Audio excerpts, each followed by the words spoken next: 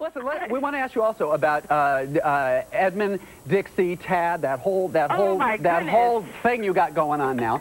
Now, we kind of wonder. Yeah. If you haven't kind of loused up Tad a little bit, when he is now lying, he's, you know, having liaisons with Dixie in New York, lying to Brooke, that why are you doing this to the guy that we love so much? He's the hero. But we love him, but, you know, didn't he come on as Tad the Cad? I mean, when was he an icon of perfect morality? I remember Liza and her mother. Yeah, that's true. I remember those days.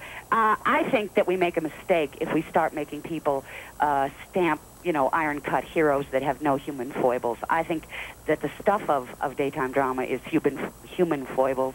And no, what he's doing to Brooke is not terribly wonderful, but he knows that, and he's terribly in love with Dixie. Well, how come nobody can make up their mind on this show? Now, Edmund is like, is it Brooke, is it Maria? I mean, only Maria knows what she wants. You've never been torn between two loves, I can tell. I mean, you just knew instantaneously which one you'd go to? Well, but the thing is I'm wondering if the audience isn't like, kind of like starting to go, God, people get it together and I'll tune in next week when you know what you want. Well, maybe, but it's happening even as we speak. I mean, I certainly would not tune in next week because a lot of stuff is going to happen. Right. In fact, tomorrow I wouldn't miss. Yeah. But, no, you're right. But it really, you know, this has been going on 2 months is all. Yeah. And the other thing is, you got to think of it the other way. If Tad just dumped his wife and child with no backward glance, what does that make him? Oh, sure, absolutely. You gotta sort of play this in the realist, and you have the day-to-day thing, so you use it to show that this choice he is making is not something that any civilized person could make overnight. And if he didn't give it a lot of thought and didn't have a lot of agony, I think we would be doing Tad a lot more damage. Yeah. Megan, thank you so much. Right. We'll do this again, all right? Anytime. Yeah. Okay. Okay, thanks. All right. Bye-bye. Dr. Kadami, I really appreciate your seeing me at such short notice. Oh, you said it was important. How can I help? I want to have a pregnancy test now. Is there a problem? If the date of conception is what you believe it is... Yes, that has to be the day. We should wait. I can't wait. That's not an option. I can do the test, but I don't think it'll be accurate for another week. Well, what, there's not any other option? I'm sorry. I know how much you want to have another child, but I'm afraid all I can say is you have to wait. That's all I've been doing on all fronts. Waiting. Did you just say what I think you said? Brooke is at the hospital this very minute finding out whether you and her are yet again in the family way. Pregnant. Bun in the oven. Prager's. With child. Mama, you better back off on the holiday cheer. You're starting to hallucinate. I mean, come on, there's no way Brooke could be pregnant. It's impossible. It's inconceivable. And do me a favor, please don't ask me why. Just take my word for it. Yeah, well, you better take my word for it. This is one time when Mama knows best. Not only could your wife very conceivably be expectant, it may well be a rock-solid fact.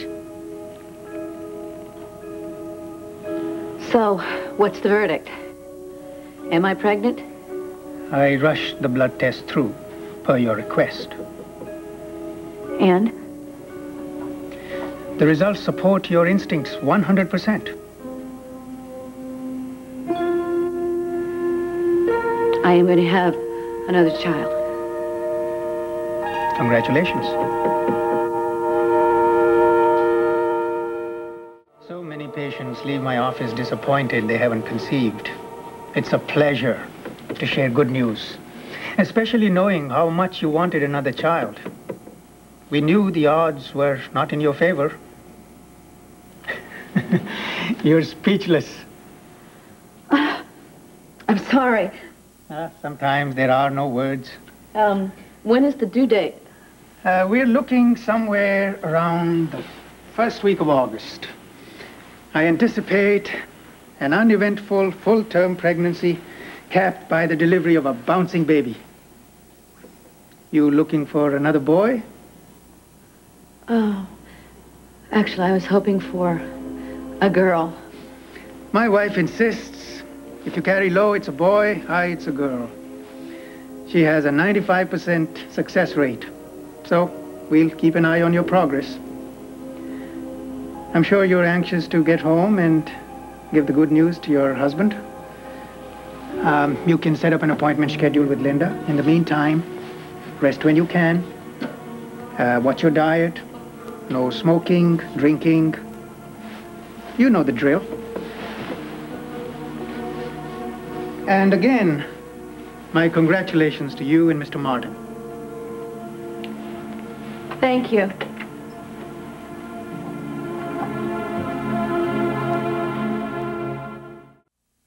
Oh, no. Oh. What are you telling me? That not only my wife came to you and admitted that we had sex before I went to Canada, but that she wasn't using birth control? That's it in a bald-faced nutshell. Your wife was scared to pieces she was losing you. What gave her that idea? Well, my best guess would be you did.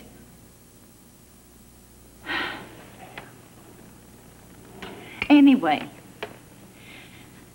that night when you two had Oh, Ma. a Congress of the kind that is not found in our capital, Brooke was so shook up that I reckon she figured that another pair of little feet pitter-pattering around here might help keep you closer to home. Well,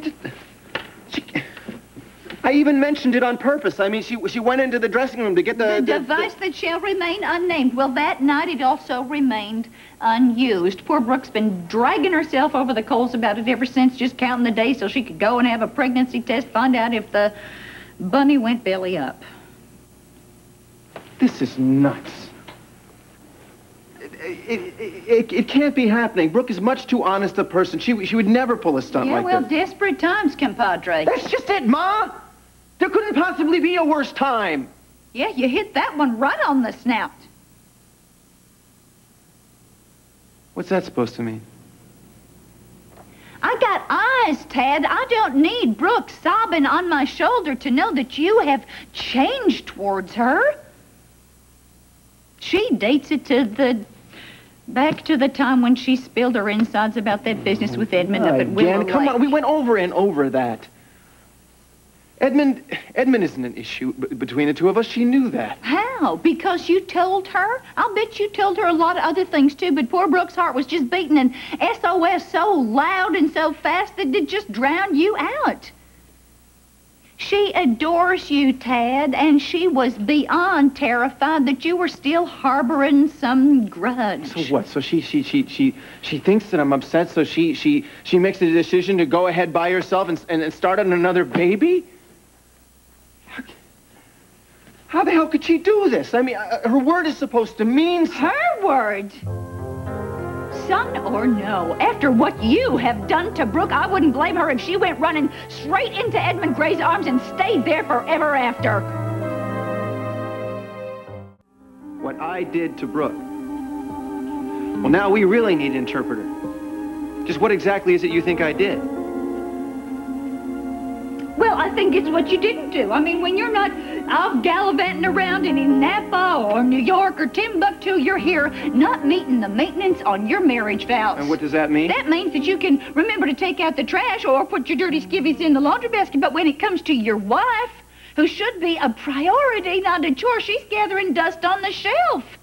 You made a vow to love, honor, and cherish, but ever since she fessed up about Edmund, all you've been able to come up with is ignore, withdraw, and withhold. That makes you 0 for 3, buddy boy. I didn't know you were keeping score. Well, maybe it's high time that somebody was adding these things up. You know, when Brooke told me that the two of you were failing to connect, well, you could have knocked me over with a feather. Here I was.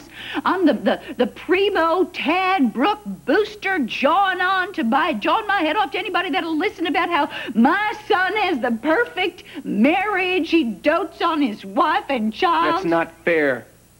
That boy means more to me than anything, and you know it. Well, fine. Have a cigar, Father of the Year, but don't hold your breath for the blue ribbon in husbandry.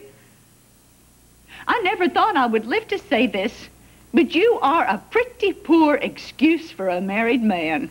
You finished? No, I'm not finished. I got something else to say, but you got me so hopping mad, I just gone and drawn a blank. Well, until it rolls around again, you mind if I say something? No, go ahead. It's your house when you're home. I don't care what Brooke told you about me and her. You don't know a damn thing about my marriage. Who the hell do you think you are? You haven't got the first clue about what's going on between me and Brooke. I know what's not going on between you and Brooke. I know your wife a damn sight better than you do. When you're not off gallivanting around someplace, you might be here with the lights on, but nobody's home. And Brooke is sitting there all by herself in the dark, just her and her mountain of pain. And if you want to know what caused that mountain of pain, you just might take a big, long look in the mirror.